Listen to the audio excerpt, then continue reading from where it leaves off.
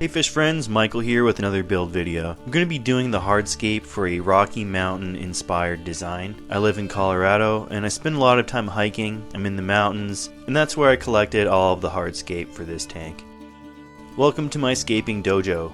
This is a 40-gallon breeder, roughly 150 liters. It's one of my favorite tanks because I like the size and dimensions, plus it's affordable. I start by laying all my materials out so I can easily see what I'm working with.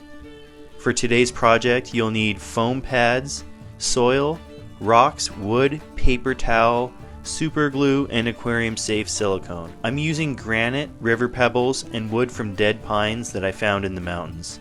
This is an affordable alternative to buying hardscape, plus it's representative of my region, which I take pride in. It's a good idea to have more hardscape materials than you'll need, that way you have plenty to pick from. First thing you'll want to do is mark off the 1/3 and 2/3 points in your tank.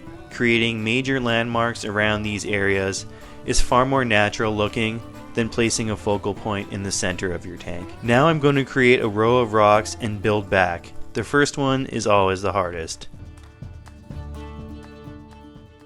Take your time to find the best configuration of stones so that it appears natural and interesting to look at. The best way to keep stones in place is to use the good old paper towel and super glue trick. Take a small piece of paper towel and wedge it between two rocks, then douse it down with liquid super glue. Within the next 15 to 30 seconds you should see a little stream of smoke or steam coming from the paper towel. That's a sign that the glue and towel have bonded in a chemical reaction. Afterwards, the paper towel should be rock solid. Use this method to get the first row of rocks glued together. Try to close up as many gaps in the rocks as you can because they'll need to hold back a layer of substrate. It doesn't have to be perfect. You can plug in the little holes with filter floss later. Once the row is complete, use aquarium safe silicone to reinforce the structure at every major contact point. This will make the structure way more sturdy in the long run.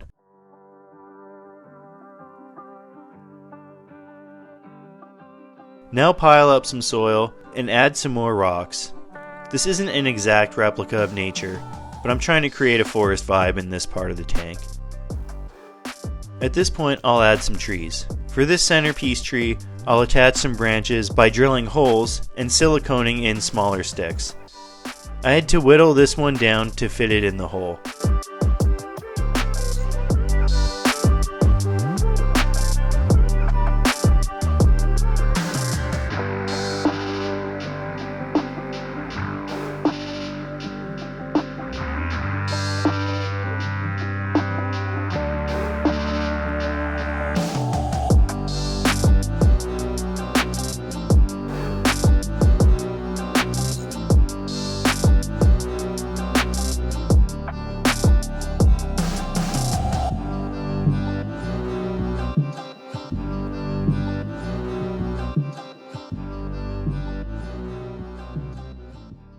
The trees will be secured to rocks with the same paper towel and super glue trick, followed by silicone. If they're not attached to the rocks, they will float when the tank is filled.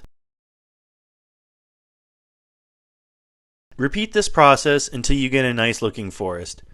You'll need to add some more trees and gradually make them thinner as they go towards the back to create a sense of depth. I'm careful not to overdo it because it's nice to have space for fish to swim and to get your hands in for maintenance. Once the trees are in place, start to add some root structure at the bottom. I only worry about detailing the front trees because the back ones will get overgrown with plants.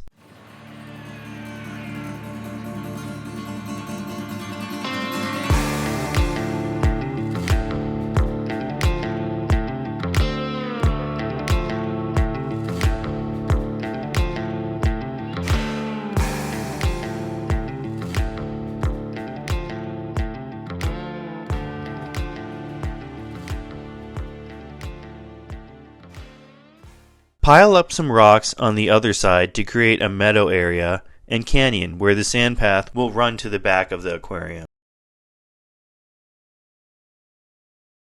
At this point, I took all the substrate out and packed up a bunch of towels in place around the rocks so that when I moved the aquarium to get it set up at a client's house, everything stayed in place. It's okay to move an aquarium with a little bit of materials inside, but be cautious because too much weight can put pressure on the seals and joints.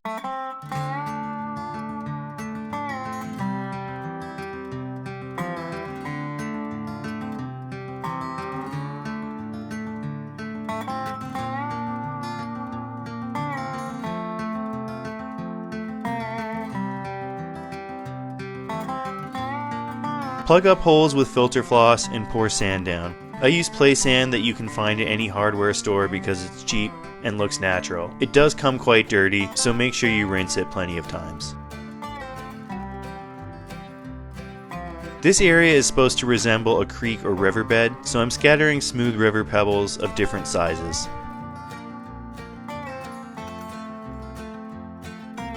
I like to leave some open sandy areas because I like the way it looks.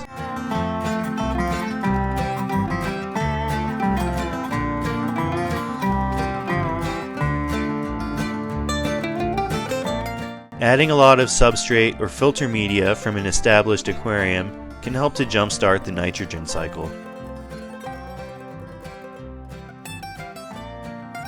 This sandy trail will run up the back of the aquarium and disappear behind the hills, which will be covered in moss. Use some liquid superglue to pack the sand path in place. Paths that aren't glued quickly get washed away or mix in the substrate layer underneath.